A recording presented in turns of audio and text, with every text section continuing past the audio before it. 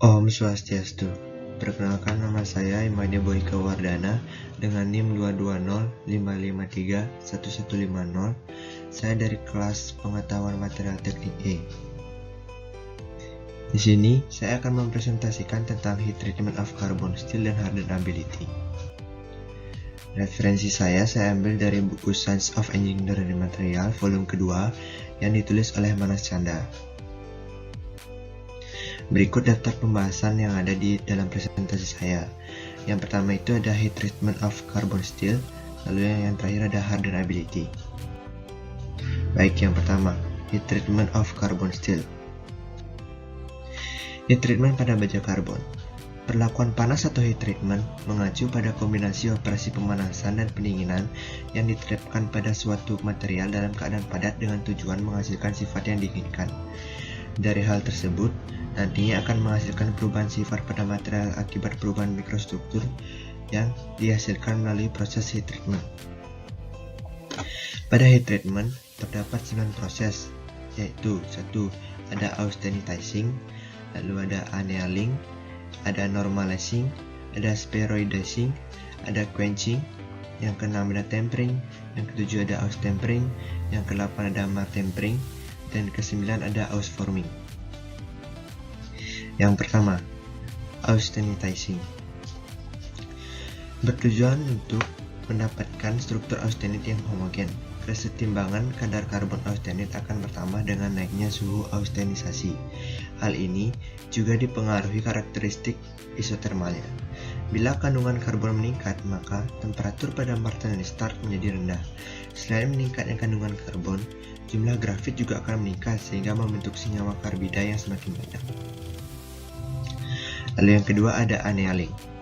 Annealing merupakan proses menurunkan kekerasan suatu baja dengan cara memanaskan baja tersebut pada temperatur di atas temperatur kritis atau maksimum 980 derajat Celcius. Kemudian didinginkan secara perlahan-lahan di udara. Tujuan annealing yang pertama, untuk mendapatkan baja yang mempunyai kadar karbon tinggi. Lalu yang kedua ada memperbaiki kekuatan, lalu untuk menurunkan atau menghilangkan ketidakhomogenan struktur, dan yang terakhir untuk memperhalus ukuran butir. Lalu yang ketiga ada normalizing. Normalizing merupakan proses heat treatment terhadap baja dengan tujuan mendapatkan struktur butiran yang halus dan seragam untuk menghilangkan tegangan dalam akibat pengerjaan dengan mesin. Tujuan normalizing yaitu yang pertama untuk memperhalus butir, lalu ada untuk memperbaiki mampu mesin, yang ketiga untuk menghilangkan tegangan sisa, dan yang terakhir untuk memperbaiki sifat mekanik baja, karbon struktural, dan baja-baja paduan rendah. Yang keempat ada spheroidizing. Spheroidizing merupakan proses heat treatment di mana dihasilkan struktur dengan cemented berupa spheroidal.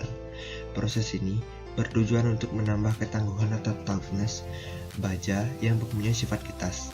Proses heat treatment ini biasanya diterapkan pada baja hyper-eutectoid setelah mengalami permesinan.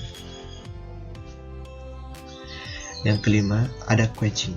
Quenching merupakan proses heat treatment di mana prosesnya dilakukan dengan pendinginan yang relatif cepat dari temperatur austenisasi, yaitu umumnya pada temperatur 815 derajat sampai 817 derajat Celcius pada baja. Tujuan quenching pada baja, baik itu baja karbon, low alloy steel, dan tool steel, adalah untuk proses hardening, yaitu untuk menghasilkan struktur mikromartensit pada baja tersebut. Yang keenam ada tempering. Tempering merupakan proses heat treatment yang digunakan untuk meningkatkan ketangguhan atau toughness paduan berbasis besi. Tempering biasanya dilakukan setelah pengerasan yang bertujuan untuk mengurangi tegangan sisa, meningkatkan ketangguhan dan keuletan baja yang telah mengalami pengerasan martensit dengan cara memanaskan logam sampai suhu di bawah titik kritis untuk jangka waktu tertentu, kemudian membiarkan sampai dingin. Yang ketujuh ada austempering. Austempering merupakan heat treatment yang diterapkan pada logam besi, terutama baja dan besi cor. Dalam baja untuk menghasilkan struktur mikrobainit, sedangkan pada besi cor untuk menghasilkan struktur ferrit, asikularis, dan karbon tinggi. Tujuan austempering yaitu yang pertama untuk meningkatkan keuletan dan ketangguhan, yang kedua itu untuk menghindari terjadinya retak dan distorsi karena quenching. Yang kedelapan itu ada martempering. Martempering merupakan perbaikan dari prosedur quenching dan digunakan untuk mengurangi distorsi selama pendinginan.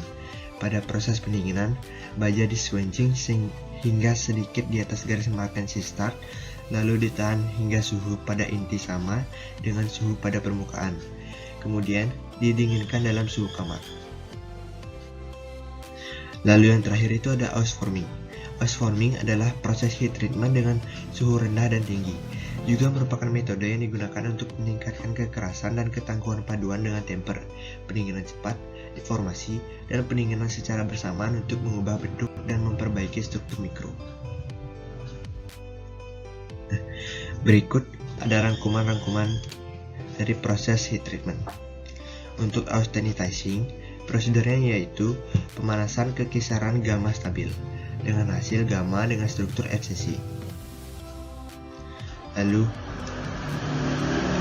annealing yaitu pendinginan yang sangat lambat dari gamma stabil dan hasil fasenya adalah alfa dan karbit. Lalu yang ketiga ada normalizing, di mana pendinginan di udara dari gamma stabil dengan hasil adalah alfa dan karbit. Yang keempat ada spheroidizing, yaitu memegang untuk waktu yang lama tepat di bawah garis A1 dengan hasil alfa dan karbit, atau bisa dikenal dengan spheroidal. Yang kelima itu ada quenching, di mana pendinginan cepat dari kisaran gamma stabil. Hasilnya adalah martensit. Lalu yang keenam itu ada tempering, di mana memanaskan kembali martensit dengan hasil alfa dan karbit. Lalu ada austempering. Austempering prosedurnya didinginkan ke kisaran suhu bainit lalu menahan isotermalnya. Hasilnya adalah alfa dan karbit. Lalu ada martempering, di mana prosedurnya memadamkan suhu di atas martensit start, kemudian pendinginan yang lambat melalui martensit start dan martensit finish. Hasilnya adalah martensit. Lalu yang terakhir itu ada house forming, dengan prosedur perubahan bentuk tepat di atas martensit start, kemudian pendinginan yang lambat melalui martensit start dan martensit finish. Hasil akhirnya adalah martensit. Lalu selanjutnya ada hardenability. Hardenability ialah ukuran kemampuan suatu material untuk membentuk fasa martensit. Hardenability merupakan suatu sifat yang dimiliki oleh suatu material untuk dapat dikeraskan, baik untuk memperoleh kekerasan yang maksimum atau minimum dengan yang dapat dicapai oleh material tersebut. Hardenability juga merupakan sifat yang menentukan kedalaman dan distribusi kekerasan yang ditimbulkan pada proses quenching dari austenity. Tujuan pengujian hardenability. Yang pertama, untuk mendapatkan nilai kekerasan tertinggi suatu bahan. Lalu ada untuk mengetahui struktur mikro bahan pada kekerasan yang diinginkan. Lalu ada untuk mendapatkan kurva kemampuan kekerasan material sebagai rujukan untuk rancangan heat treatment bahan. Lalu yang terakhir, untuk membandingkan kekerasan antara suatu bahan.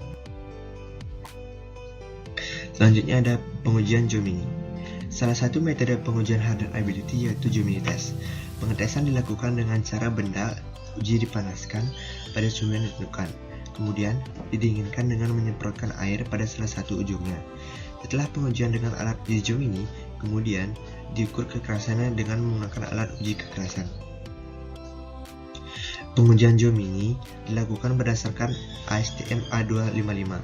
Pengujian ini menggunakan spesimen dengan panjang 100 mm dengan diameter 25,4 mm sebanyak 9 buah. Kekerasan diukur dengan metode Rockwell-Harden test. Hasil pengujian pada spesimen 1 dengan temperatur akhir 700 derajat Celcius akan menghasilkan nilai kekerasan rata-rata 45,51 HRB, dan pada spesimen ke-9 dengan temperatur akhir 1100 derajat Celcius akan menghasilkan kekuatan sebesar 47,32 HRB.